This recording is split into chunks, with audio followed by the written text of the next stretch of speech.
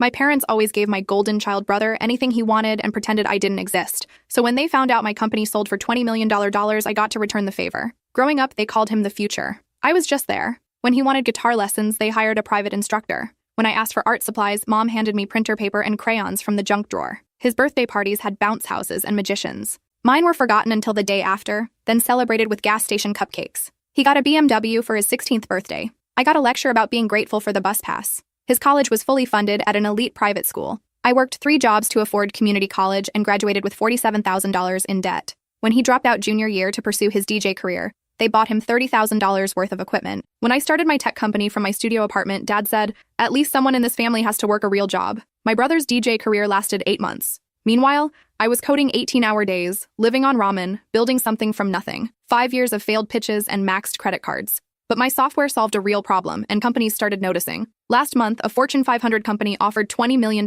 for my company. I was 32 and set for life. My brother saw the news article first. My phone exploded with messages. Mom texted, "We need to talk about family investments." Dad called, "We always knew you had potential." My brother, "I have this sick business idea. You in?" I let them stew for 3 days. They showed up at my new condo unannounced, the building where they'd once told the doorman I didn't belong. "We're so proud," Mom gushed, reaching for a hug I didn't return. Dad's eyes were calculating. "Family should invest in family." My brother grinned. "With your money and my connections, we could throw the sickest parties." I let them pitch their visions. Mom wanted house renovations. Dad needed business capital. My brother had 17 ideas, none involving actual work. When they stopped, I smiled. "I'm establishing a scholarship fund for first-generation college students. Every penny beyond what I need." Dead silence. "You're giving it away?" Dad's face went red. "After everything we sacrificed?" Mom's voice cracked. "What did you sacrifice?" I asked calmly. "The birthday parties you forgot? The college fund you gave to him? The validation you reserved for your golden child?" My brother stepped forward. "Don't be petty. We're family." "You're right," I said. "And family should be there for each other, the way you were there for me." I handed Dad an envelope. Inside was printer paper with a crayon drawing, a stick figure standing alone. "That's my investment in your future, equivalent to what you invested in mine." I walked toward the elevator. Behind me, Mom sobbed, Dad shouted, my brother cursed. In my pocket, my phone buzzed. A message from my lawyer. "Meeting confirmed for tomorrow. The investors are very interested in your story." But they weren't the only ones interested. As the elevator descended, I noticed a man in a dark suit watching from across the lobby. He didn't look away. He smiled and mouthed 2 words. "We'll talk." The elevator doors opened to the parking garage. Every light was out. My footsteps echoed in the darkness. The emergency exit signs cast red shadows across concrete pillars. I pulled out my phone for light, but the screen flickered and died. Battery was at 47% when I got in the elevator. "Don't bother," a voice said from behind a pillar. "The jammer has a 15-foot radius." The man in the dark suit stepped into view. Up close, I could see he was maybe 50, with silver hair and a scar running through his left eyebrow. His shoes were Italian leather, probably worth more than my first car. "Who are you?" I kept my distance, keys between my knuckles. "My name is Vincent Caruso. I represent a consortium of investors who are very interested in the technology you just sold." "I don't care who you represent. I'm not interested." He laughed, a sound like broken glass. "You misunderstand. We're not here to make you an offer. We're here because you sold something that doesn't belong to you." My blood went cold. "I built that software from scratch. Every line of code is mine." "Is it?" Vincent pulled out a tablet that somehow still worked despite the jammer. He showed me lines of code, my code, but interspersed were sections I'd never seen before. 3 years ago, you attended a conference in Austin. You had drinks with a man named Adrian Chen. He was very interested in your work." I remembered. A friendly guy. Claimed he was in venture capital. We'd talked about artificial intelligence and predictive algorithms. I'd been a few drinks in, excited someone was actually interested in what I was building. "You signed an NDA that night?" Vincent continued. "And you signed over partial intellectual property rights to any technology developed using the research you discussed." "That's insane. I never signed anything. Your signature says otherwise." He showed me a document. My signature was at the bottom, slightly shakier than usual, but unmistakably mine. "You were drunk. Adrian was persuasive. And now my clients own 40% of your technology. Then sue me." "We could, but litigation is expensive and time-consuming. We prefer a more direct approach." He stepped closer. "You're going to transfer $8 million to an account I'll provide. Call it a licensing fee for the intellectual property you stole." "And if I don't?" Vincent's smile didn't reach his eyes. "Then we go public with this. Your big sale gets invalidated. The company that bought you demands their money back. You're left with nothing but legal bills and a ruined reputation. Your scholarship fund disappears. And your family?" He paused. "Well, I noticed your parents and brother are suddenly very interested in your money. Imagine how they'll react when they find out you're broke again." The parking garage suddenly felt very small. "I need time to think. You have until tomorrow at 6 p.m. I'll be in touch with the account details." Vincent walked toward the stairwell. At the door, he turned back. "Oh, and don't bother going to the police. Adrian Chen doesn't exist. The signature on that NDA is real, but good luck proving who witnessed it." The lights flickered back on. My phone buzzed to life with 17 missed calls, all from my family. I drove home on autopilot, my mind racing. $8 million. That would leave me with 12 minus taxes, minus the lawyers I'd need to hire, minus the investigation costs. And if Vincent was lying, if this was extortion, going public might be exactly what he wanted. The scandal alone could tank everything. My new condo felt like a hotel room. Furniture picked by the decorator. Art chosen by someone who charged $500 an hour for taste. I poured a drink I couldn't taste and stared at the city lights below. My phone rang. Unknown number. Hello? Hey, it's me. A woman's voice familiar, but I couldn't place it. Don't say my name, they might be listening. Who is this? Lila, from community college. We had Calculus 2 together. The memory clicked. Lila Rodriguez. She'd sat next to me, always asking to borrow notes, always promising to pay me back for coffee. She'd dropped out sophomore year, said something about family problems. How did you get this number? I work in private security now, corporate investigations, and you're in serious trouble. How do you know about? Because I've been tracking Vincent Caruso for 3 years. He's a fixer for a group called the Archimedes Collective. They target tech entrepreneurs right after successful exits. The MO is always the same. Fabricated NDAs, pressure tactics, short deadlines. They're very good at what they do. I sat down hard. So the signature is fake? The signature is real. You signed it. But you signed a conference registration form at that Austin event. Adrian Chen got you drunk, slipped the NDA into the pile of paperwork, and you signed without reading. Classic con. Then I can fight this. You can try. But here's what you need to understand. The Archimedes Collective has unlimited resources. They've got lawyers who can drag out litigation for years. They've got media connections who can leak stories that tank your reputation. And they've got people like Vincent who make problems disappear. What do you suggest? Meet me tomorrow, 2 p.m., the coffee shop on Halstead and Webster. Come alone. Don't tell anyone where you're going. And bring copies of everything. The sale documents, your original code, anything related to that Austin conference. Why are you helping me? Lila's voice got quiet. Because they did this to my brother. He paid them. It destroyed him. He couldn't live with giving in to extortion. He killed himself 8 months later. The line went dead. I didn't sleep. By 4 a.m., I'd compiled every document related to my company's development. Bank statements, code repositories, emails, conference registrations. I'd built this company in public, documented every step on social media and tech blogs. If anyone had contributed to my work, there'd be a paper trail. At 6 a.m., my door buzzer rang. Building security calling. Ms. Chen? The guard sounded nervous. I told you. That's not my name. Sorry. There's a woman here. Says she's your mother. She's pretty insistent. I closed my eyes. Of course she was. Tell her I'm not available. She's saying it's an emergency. Something about your father having a heart attack. I buzzed her up. If this was manipulation, it was the lowest they'd ever gone. Mom looked older than she had yesterday. Her makeup was smeared, her designer purse hanging at an odd angle. For a second, I almost believed her. Is he okay? I asked at the door, not letting her in. What? Oh, your father's fine. I needed you to let me in. So you lied about a heart attack. I needed to talk to you. She pushed past me into the condo. This place is beautiful. You could fit our entire house in here. What do you want, Mom? She turned and her eyes were calculating. I want to understand why you're being so cruel. We're your family. You were never my family. You were witnesses to my childhood. There's a difference. Don't be dramatic. So we focused more on your brother. He needed the support. You were always so independent. I was forced to be independent. There's a difference. Mom's face hardened. Fine. You want to play it this way? Your father and I have been discussing legal options. We supported you throughout your childhood, gave you a home, food, education. We could argue we're entitled to compensation for that investment. I laughed. It came out harsh and bitter. You're going to sue me for raising me? Please do. I'd love to hear you explain to a judge why you deserve money for giving me expired cupcakes and bus passes. You're being irrational. The money has changed you. The money revealed you. There's a difference. She grabbed her purse. You're going to regret this. Family doesn't forget. Neither do I. After she left, I sat on my designer couch in my expensive condo and felt more alone than I had in my studio apartment. At least then, I'd known who I could trust. Now everyone wanted something. At 2 p.m., I walked into the coffee shop on Halstead and Webster. Lila sat in the back corner, laptop open, scanning the room like she expected trouble. She'd changed.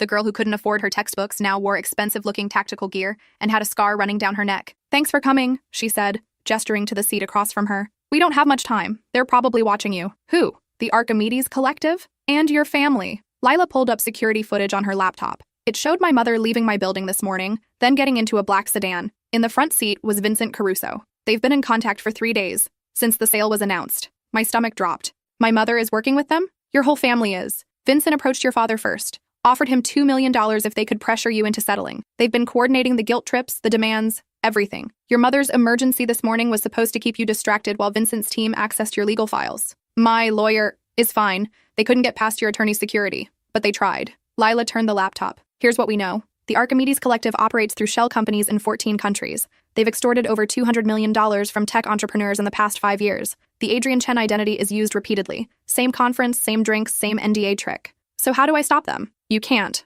Not directly. Lila pulled out a flash drive. But I've spent 3 years building a case. Testimonies from 17 other victims. Financial records tracing the money. Evidence of forged documents and fabricated claims.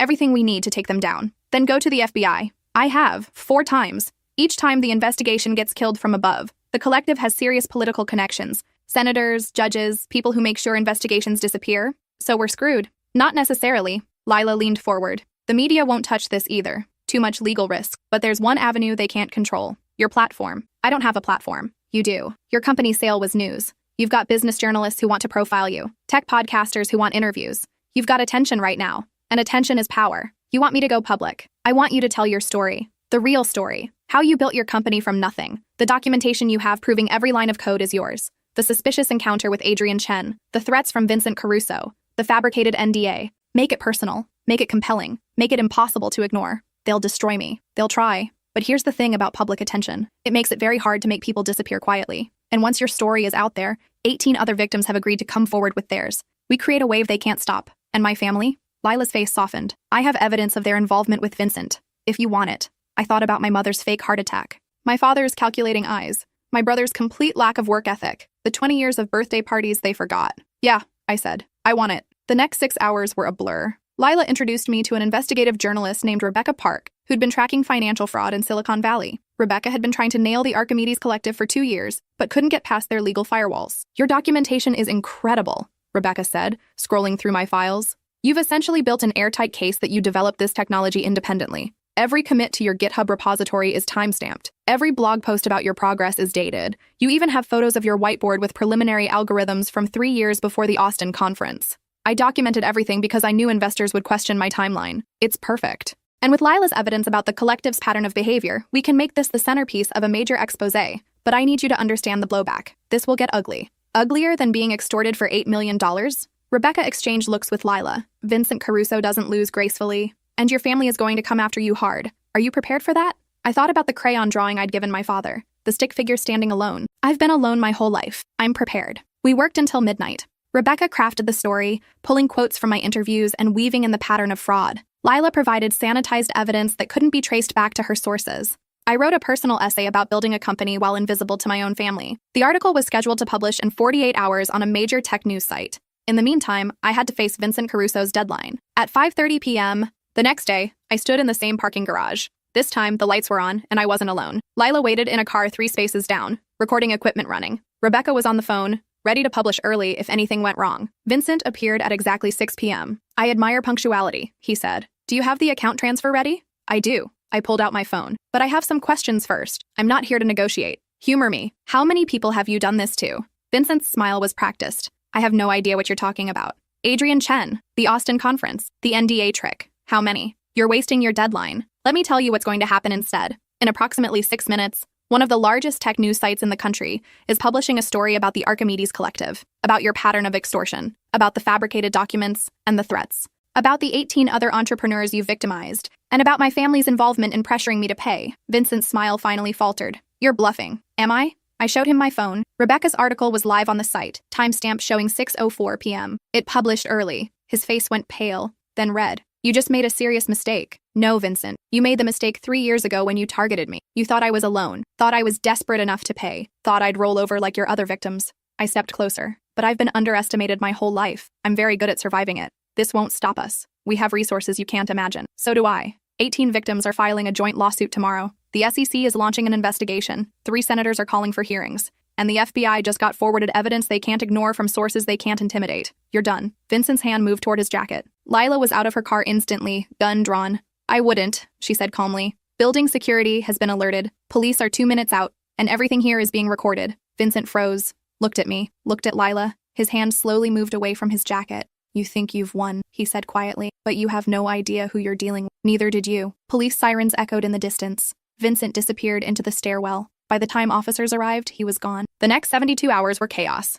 Rebecca's article exploded across the internet. My story about the golden child and the forgotten daughter went viral, resonating with thousands of people who'd been overlooked by their family. The revelation about the Archimedes Collective's extortion scheme became a scandal that dominated tech news cycles. 18 entrepreneurs came forward with their stories. The pattern was unmistakable. Vincent Caruso and his associates had been operating for 6 years, targeting vulnerable founders right after successful exits. The total amount extorted was estimated at $347 million. The FBI had no choice but to investigate. The public pressure was too intense. Within days, they'd frozen accounts in 7 countries and issued warrants for 12 people, including Vincent Caruso and Adrian Chen, whose real name turned out to be Thomas Brennan. But the part that hurt most was my family. Rebecca's article included screenshots of text messages between my mother and Vincent, discussions about my personality, my weaknesses, the best ways to manipulate me. My father had provided financial information, trying to estimate my net worth. My brother had suggested various emotional pressure points they could exploit. They'd sold me out for $2 million. The internet was merciless. My mother's Instagram, the one where she posted about family values and unconditional love,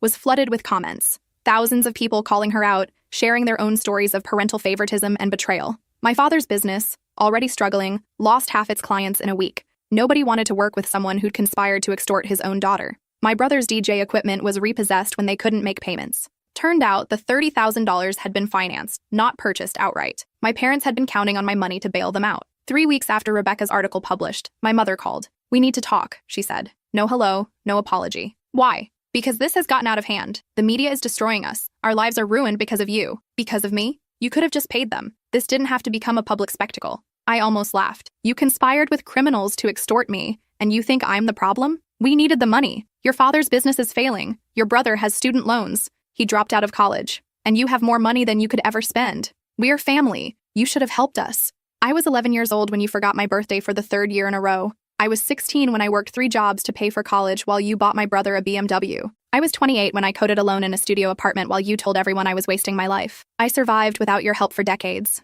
You'll figure it out. You're a selfish, ungrateful... I hung up. My brother texted that night. You know Mom's on antidepressants now because of you? I blocked his number. My father's lawyer sent a letter threatening to sue for defamation. Rebecca's legal team responded with a countersuit for conspiracy to commit extortion. The letter stopped. It took 4 months for the criminal trials to begin. Vincent Caruso and 8 associates were charged with wire fraud, extortion, and conspiracy. The evidence Lila had compiled was damning. 18 victims testified. Financial records proved the money trail. The case was airtight. I attended every day of Vincent's trial. Sat in the back row, watching him lie on the stand. Watched his expensive lawyers try to create reasonable doubt. Watched the jury see through every manipulation. When the verdict came back guilty on all counts, I felt nothing. No satisfaction, no relief, just exhaustion. Vincent was sentenced to 15 years. His associates got between 8 and 12 years each. The Archimedes Collective was dismantled, their assets seized to compensate victims. I got a check for $8 million I never paid, plus damages. I donated it all to the scholarship fund. 6 months after the trial ended, I stood in a community college auditorium.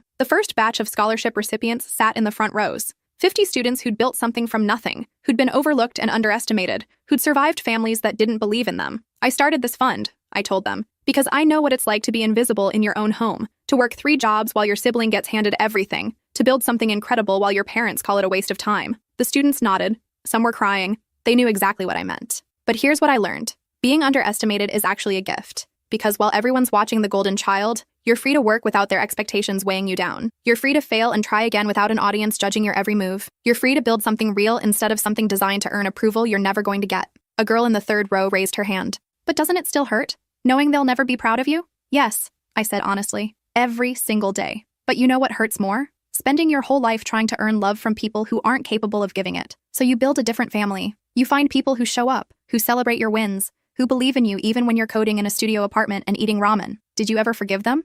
A guy in the back asked. Your family? I paused. Thought about my mother's Instagram posts about being a devoted parent, my father's interviews claiming I'd abandoned them, my brother's podcast about being betrayed by a greedy sister. No, I said. And I'm okay with that. Forgiveness isn't mandatory. Sometimes the healthiest thing you can do is accept that some people will never understand what they took from you, and that's their loss, not yours. The applause was deafening. After the event, a young woman approached me. She was maybe 19, with nervous eyes and a scholarship folder clutched to her chest. Thank you, she whispered. My parents stopped talking to me when I got this scholarship. Said I was abandoning the family by going to college. I thought maybe I should give it up. Try to fix things with them. Don't, I said firmly. Go to college. Build your life. Succeed so loudly they can't ignore you. And when they come back, asking for money or favors or investment in their schemes, you remember this moment. You remember who showed up for you when it mattered. She hugged me, crying into my shoulder. I held this stranger, this girl I'd never met, and felt more connected to her than I'd ever felt to my own family. That night, I sat in my condo, looking out at the city lights. My phone buzzed. An email from Lila.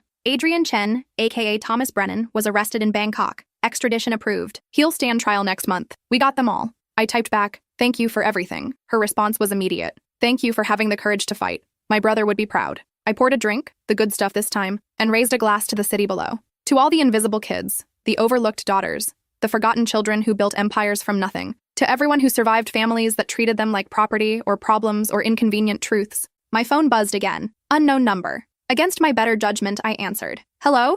It's Rebecca. I'm working on a follow-up story about the Archimedes Collective, but I wanted to ask about something else. Your scholarship fund has received over 4,000 applications in 6 months. You're changing lives. How does that feel? I thought about the girl who'd hugged me today, about the 50 students in that auditorium who saw themselves in my story, about every kid working 3 jobs and eating ramen, building something while their families looked away. It feels like purpose, I said. For 32 years, I tried to matter to people who couldn't see me. Now I matter to people who understand exactly what that feels like. That's worth more than any inheritance or approval or family acceptance I never got. Can I quote that? Yes. Rebecca's follow-up article published 2 weeks later. It wasn't about the Archimedes Collective. It was about transformation, about taking your worst experiences and alchemying them into something that helps others, about how the scholarship fund had expanded to include mentorship programs and networking opportunities for first-generation college students. The applications tripled. My inbox flooded with stories. Thousands of people sharing their experiences of being overlooked, forgotten, dismissed, parents who'd drained college funds for the golden child, siblings who'd been given everything while they got nothing, families who'd shown up demanding money the moment success arrived. I read every single one, responded when I could, created resources for people trying to navigate toxic families and financial success, started a podcast interviewing other overlooked kids who'd built empires.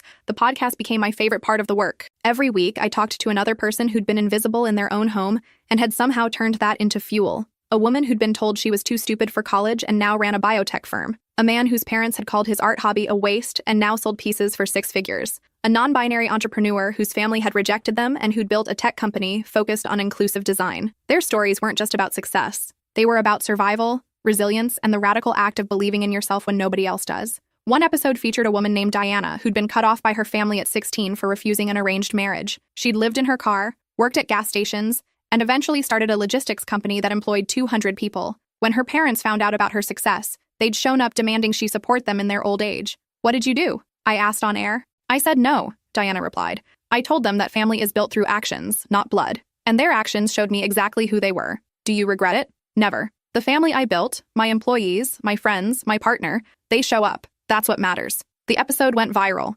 Millions of downloads. Thousands of comments from people saying, this is exactly what I needed to hear. But not everyone appreciated the message. 3 months after Diana's episode aired, I received a legal letter from my parents. They were suing me for defamation, claiming my public statements had damaged their reputation and cost them business opportunities. Their lawyer was expensive. The lawsuit was professionally written. They were claiming $5 million in damages. I forwarded the letter to Rebecca, who published it in full. The internet exploded again. My parents were now suing their daughter for telling the truth about being neglected. The irony was not lost on anyone. My legal team filed a motion to dismiss, citing truth as an absolute defense to defamation. We included documentation of everything: the forgotten birthdays, the financial disparities, the text messages conspiring with Vincent Caruso. Every claim I'd made was backed by evidence. The judge dismissed the lawsuit within 30 days. This appears to be a continuation of the pattern of behavior the defendant has described, the ruling stated. The court finds no merit in the plaintiff's claims. My parents were ordered to pay my legal fees. They filed for bankruptcy the next month. I felt nothing. No satisfaction, no guilt, no relief. Just the quiet acceptance that some people never learn. My brother tried one more time, showed up at a podcast interview I was doing at a public venue, pushed his way past security, shouting about family loyalty and forgiveness. I looked at him, really looked at him. This man who'd been handed everything and built nothing, who'd blamed everyone else for his failures, who'd conspired to extort his own sister and felt justified doing it. What do you want? I asked calmly. I want you to remember we're family. I want you to stop punishing us for not being perfect. I want you to help me. Why? Because I'm your brother. You were my brother. Past tense. You stopped being family when you sold information about me to criminals. You don't get to use that word anymore. Everyone makes mistakes. Mistakes are accidental. What you did was intentional. You saw an opportunity to profit off my pain, and you took it. That's not a mistake. That's a choice. Security escorted him out. I finished the interview. Never mentioned him at all. 2 years after my company's sale, I stood in a different auditorium. This one was at Stanford, where I'd been invited to give a commencement speech. The irony wasn't lost on me. I'd never graduated from a university like this.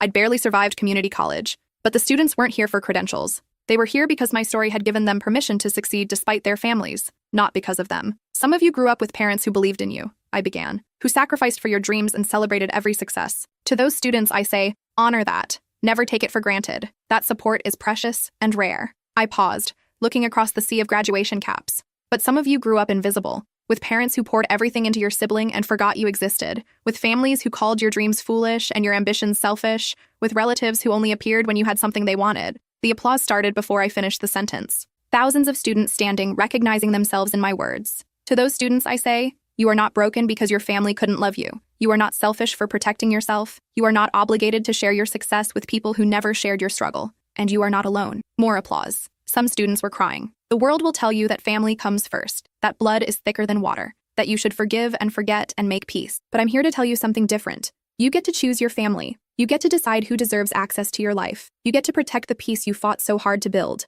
Standing ovation. It lasted 5 minutes. But here's the most important thing. Being overlooked, being underestimated, being invisible in your own home doesn't have to destroy you. It can fuel you. Not in a bitter, vengeful way, but in a powerful, purposeful way. You can take that pain and transform it into something that helps the next invisible kid survive. I held up the scholarship fund statistics. In 2 years, this fund has helped 347 students attend college. Students whose families couldn't or wouldn't support them. Students who worked 3 jobs and lived on ramen. Students who built something from nothing because they had to. That's the real victory. Not the money I made or the family I cut off or the criminals I helped imprison. The real victory is that 347 people who felt invisible now have a fighting chance. The real victory is that their stories matter. The real victory is that we see each other. The applause was deafening. After the speech, hundreds of students lined up to talk to me, each one with a story, each one looking for permission to choose themselves over toxic families, each one carrying the weight of being overlooked. I stayed until midnight, listening to every single story. A young woman whose parents had drained her college fund to bail out her brother. A young man whose family had called him lazy despite his 4.0 GPA because he didn't want to join the family business.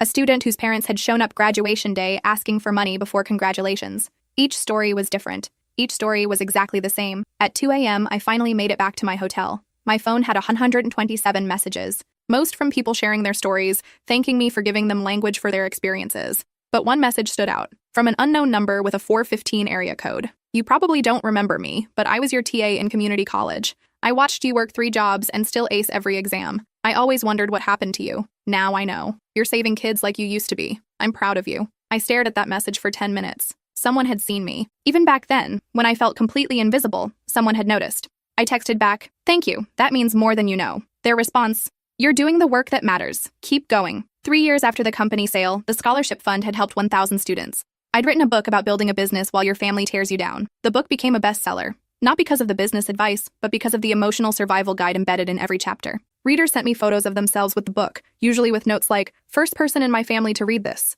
or "My parents said I'd never amount to anything," or "Thank you for seeing me." I framed every single photo. My condo walls were covered with faces of people who understood what it meant to be invisible. My brother tried to publish a tell-all book about growing up with a selfish sister who abandoned her family for money. He sold it as a cautionary tale about what happens when success destroys family bonds. The publisher dropped the book 2 weeks before release. Turns out, extensive fact-checking revealed that every major claim he made was either exaggerated or false. His manuscript had claimed I'd grown up privileged, that our parents had treated us equally, that I'd always been distant and cold. The evidence said otherwise. Birth certificates showing different hospital quality based on which child was born. Elementary school records showing my brother in private school while I attended public. Family photos where he was centered and I was cropped out. Financial records proving every claim I'd made about the BMW and the birthday parties and the college funds. My brother tried to sue the publisher for breach of contract. The publisher countersued for submitting fraudulent material. He lost, obviously. Ended up owing them $50,000 in legal fees. I heard about it through Rebecca, who was tracking the case for a follow-up article. "How do you feel about it?" she asked. "Tired,"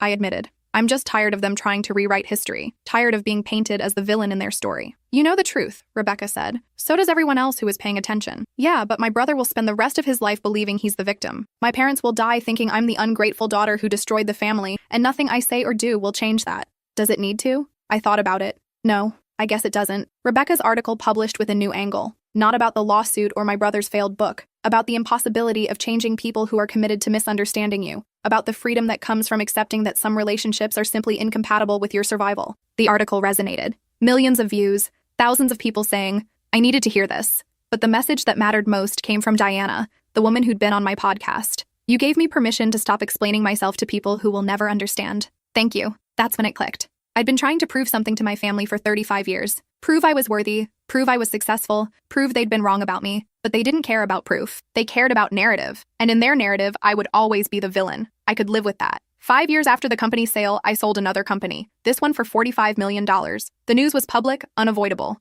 I waited for my family's response. Nothing. No calls, no texts, no lawyers. Complete silence. At first, I thought it was strategy, a new manipulation tactic. But weeks passed, then months. Still nothing. Finally, I broke down and searched for them online. My mother's Instagram was gone. My father's business website was defunct. My brother's social media was private. I hired Lila, now running her own security firm, to do a basic background check. Not because I wanted to contact them. I just needed to know they weren't planning something. Her report arrived 3 days later. My father had remarried, moved to Arizona, and started a small consulting business. His new wife had 2 adult children who, according to public records, he treated very well. Birthday parties, college funds, the whole package. My mother had moved to Florida, living in a retirement community. She volunteered at a local library and, according to her online reviews, was beloved by the community. Such a kind woman, one review said, always asking about my kids and remembering their names. My brother had moved to Seattle, working as a sales manager at a furniture store. He'd gotten married, had a kid, coached Little League. His Facebook was filled with wholesome family photos. They'd moved on, built new lives where they were good people, good parents, good spouse, good community members, just not with me. I showed Lila the report. How do you feel? She asked. Confused, I admitted. They were capable of being good family members the whole time. They just chose not to be. Not with me. Some people can only see certain people as fully human, Lila said gently. It's not about you. It never was. Then why does it still hurt? Because you're human, and humans want to be loved by their parents. That doesn't go away just because they didn't deserve you. I filed the report away. Never contacted them. Never checked on them again. But I thought about it constantly. The fact that my father could show up for stepchildren when he'd never shown up for me. The fact that my mother could remember community kids' names when she'd forgotten my birthdays. The fact that my brother could be a present parent when he'd sold me out to criminals. They were capable. They'd just never seen me as worthy of that capability. A therapist once asked me, what would it take for you to forgive them? I thought about it for weeks. They'd have to acknowledge what they did, really acknowledge it. Not, I'm sorry you feel that way, or mistakes were made, but I chose to treat you as less important than your brother. I chose to forget your birthdays. I chose to conspire with criminals to extort you, and I was wrong. And if they did that, they won't, because that would require them to see themselves as capable of cruelty, and their entire identity is built on being good people who were victimized by an ungrateful daughter. So forgiveness isn't possible. Forgiveness isn't necessary, I corrected. I don't need them to be sorry. I need to be free, and I am. 7 years after the company sale, I stood at another scholarship award ceremony. The fund had grown beyond anything I'd imagined. We were now supporting 2,500 students annually, had expanded to include graduate programs, and had created a network of mentors who were all formerly overlooked kids who'd built empires. The evening's keynote speaker was Diana. She'd sold her logistics company for $120 million and immediately started her own foundation. I learned from the best, she said, gesturing to me in the audience. Someone who showed me that success isn't measured by the family you're born into, but by the family you choose and the people you help along the way. After her speech, we sat together in the green room. Do you ever wonder if they're watching? She asked. If they see what you've built and regret how they treated you? Sometimes, I admitted. But then I remember it doesn't matter. They had a chance to be part of my life. They chose extortion instead. That tells me everything I need to know. Does the anger ever go away? The anger went away years ago. What's left is just sadness. Not for me, but for them. They could have had a daughter who loved them. Instead, they have a stranger who succeeded despite them. That's their loss. Diana nodded. I used to think forgiveness meant going back, letting them in, pretending it never happened. But maybe forgiveness is just accepting that they are who they are, and I'm who I am, and those two things don't fit together. That's exactly it. We sat in comfortable silence, 2 women who'd been invisible in their own homes and had somehow found each other in that invisibility. My phone buzzed. A text from Lila. Vincent Caruso died in prison. Heart attack. Thought you should know. I showed Diana the text. She read it, then looked at me. How do you feel? Nothing, I said honestly. He was just a symptom of the bigger problem. My family's willingness to sell me out. His death doesn't change that. No, Diana agreed, but it does mean justice, I guess. But later that night, alone in my condo, I did feel something. Relief. Not because Vincent was dead, but because a chapter was finally, truly closed. No more trials, no more appeals, no more chances for the Archimedes Collective to resurface. It was over. I poured a drink and toasted the city lights below. To every invisible kid who survived. To every overlooked daughter who built empires. To every person who chose themselves over toxic families. To me. 10 years after the company sale, I received an invitation to my father's funeral. He died of a stroke at 68. The invitation was formal, impersonal. No personal note, no acknowledgement of our history. Just a time, date, and location. I didn't go. Instead, I spent that afternoon with the scholarship recipients, talking about navigating family expectations and building lives on your own terms. One student asked if I ever regretted cutting off my family. Never, I said. But that doesn't mean it didn't hurt. You can make the right choice and still feel pain. Those aren't mutually exclusive. How do you know it was the right choice? Because my life is full of people who show up, who celebrate my wins, who support me through failures, who see me as fully human. That's what family should be, and I built it myself. My mother called 3 months after my father's funeral. I almost didn't answer, but curiosity won. Hello? It's me. Her voice was old, fragile. I know. Silence. Then, your father's estate was smaller than expected. There are debts. Your brother can't help. I hung up. She called back immediately. I blocked the number. My brother tried next.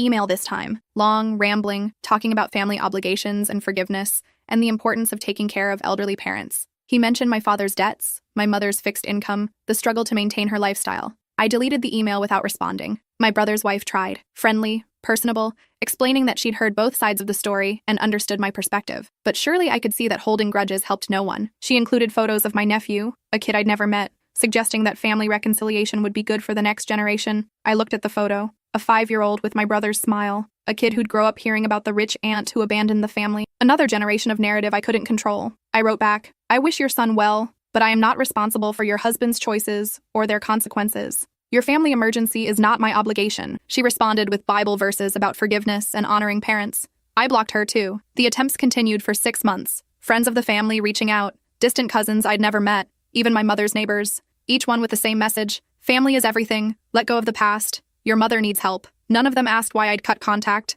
None of them wanted to hear about the forgotten birthdays or the extortion scheme or the lifetime of being invisible. They just wanted me to fix the problem my absence had created. I ignored every message. One night, Diana called. I heard your family's trying to contact you again. How did you hear that? Your brother tried to go through my foundation, said you'd listen to me, that we were friends. What did you tell him? I told him that friendship means respecting boundaries, not helping people violate them. Then I hung up. Thank you. Have you considered the nuclear option? Which is? Cease and desist. Legal document. Anyone who contacts you on their behalf faces legal consequences. I thought about it. It felt extreme, but so was hiring a network of people to wear me down. Send me the paperwork. 2 weeks later, my lawyer delivered cease and desist letters to my mother, brother, sister-in-law, and 12 people who'd contacted me on their behalf. The message was clear. Any further contact would result in legal action for harassment. The letters worked. The messages stopped. For 3 years, I heard nothing. Then, on my 45th birthday, a letter arrived. Physical mail, forwarded through my lawyer who'd screened it per our agreement. Inside was a single page, handwritten. I'm dying. Cancer. Maybe 6 months. I don't expect you to care. I don't expect you to come. I just wanted you to know that I'm sorry. Not sorry I got caught. Not sorry things didn't work out. Sorry for who I was. Sorry for what I took from you. Sorry for making you believe you were invisible when you were extraordinary. You deserved better. I'm sorry I couldn't be better. I'm sorry I didn't try. Mom. I read it 17 times. Looking for manipulation, for hidden asks, for strategy. Found none. Just the shaky handwriting of someone who'd run out of time to lie. I didn't respond, but I didn't throw it away either. I put it in a drawer. This final acknowledgement of what had been stolen. My mother died 4 months later. I didn't attend the funeral, but I did send flowers. White roses, her favorite. The card said simply, I hope you found peace. My brother called after the funeral, left a voicemail. His voice was rough, exhausted. I'm not asking for money. I'm not asking you to forgive us. I'm just asking you to understand that we were wrong. All of it. Every choice we made about you was wrong. And I'm sorry. Not because Mom died and I'm feeling sentimental, but because you deserved better siblings than me. You deserved better parents than them. And I'm sorry we couldn't be that for you. I listened to the voicemail 3 times, then deleted it. Not out of anger, but out of acceptance. His apology couldn't undo 30 years of being invisible. Couldn't erase the extortion scheme or the forgotten birthdays or the lifetime of being second choice. But it was something, an acknowledgement. A period at the end of a very long sentence. I called Diana. They apologized, both of them. After all these years, how do you feel? Sad. Not for them. For the relationship we could have had if they'd been capable of this honesty 20 years ago. Do you wish you'd reconciled before she died? No, because reconciliation would have required me to pretend the past didn't matter. And it did matter. It shaped everything I became. I can accept their apologies without forgiving them. I can acknowledge their regret without absolution. That's very evolved of you. Or I'm just too tired to be angry anymore. Diana laughed. Same thing. Now, at 47, I run 3 foundations. The original scholarship fund has helped 12,000 students. I've written 4 books. I'm financially secure for 3 lifetimes, and I'm surrounded by people who show up. People ask if I'm happy, if cutting off my family was worth it, if I ever regret the choice. The answer is complicated. I'm not happy in the way someone with a functional family is happy. I don't have cousins to call or parents to visit or siblings who know my history. I built my life from scratch, and there's a loneliness in that. A fundamental aloneness that never quite disappears. But I'm free. Free from manipulation, from obligation, from the exhausting work of trying to matter to people who couldn't see me. Free to build the life I want with people who choose me back. And that freedom is worth everything I lost. Worth every birthday they forgot. Every accomplishment they dismissed. Every moment they looked through me instead of at me. Because I see myself now. I see the scared kid working 3 jobs. I see the exhausted entrepreneur coding at 3 a.m. I see the woman who chose dignity over family approval. and I see the person I became when I finally stopped waiting for their validation. That person is enough. More than enough. Extraordinary, actually. And I didn't need them to believe it for it to be true. Last week, I received a letter from my nephew. He's 15 now, writing without his parents' knowledge. He found my address through the Scholarship Foundation website. The letter was heartbreaking in its honesty. My dad tells me you're selfish and cruel, but I found your book in the library. I found the articles about your company and your foundations. You're not what he said. I think maybe you're what I want to be. Someone who chose themselves. Is that selfish? Because it doesn't feel selfish. It feels like survival. I wrote back. Choosing yourself isn't selfish. It's necessary. Your father's story about me is his truth. He needs me to be the villain because that narrative absolves him of responsibility. But you get to decide what you believe. And more importantly, you get to decide who you become. You're not your father's choices.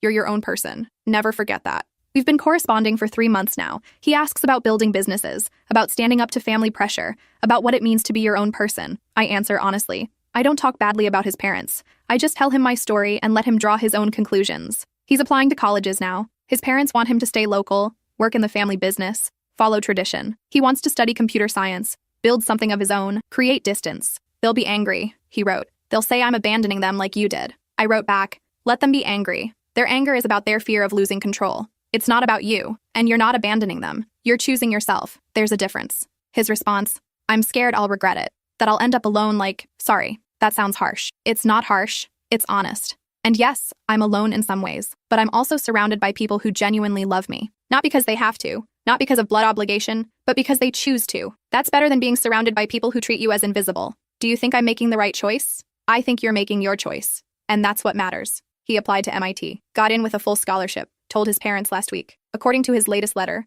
it went about as well as expected. His father called him ungrateful. His mother cried. They pulled the guilt card, the family loyalty card, the after everything we've done for you card. He moved out, found a friend's place to stay until college starts, cut off contact with his parents until they can respect his choices. Does it get easier? He asked in his most recent letter. The guilt? I wrote back truthfully. No, it doesn't get easier, but you get stronger, strong enough to carry it. And eventually, you realize the guilt is theirs, not yours. They made choices that pushed you away. Their discomfort with consequences is not your responsibility to fix. His response. Thank you for being honest. Everyone else tells me it'll all work out, that families heal, but I don't think mine will. Some families don't, I wrote back. And that's okay. You get to build a new one person at a time, with people who show up. I put his letter in the drawer with my mother's apology. 2 pieces of paper representing 30 years of family dysfunction, and 1 kid brave enough to break the cycle. That night, I looked at my walls covered in photos of scholarship recipients. Thousands of faces, each one representing a kid who chose themselves over toxic families, each one building something beautiful from the rubble of being overlooked. This is my family now, not by blood, but by shared experience, by understanding what it costs to be invisible and what it takes to survive it. And it's enough, more than enough. It's everything.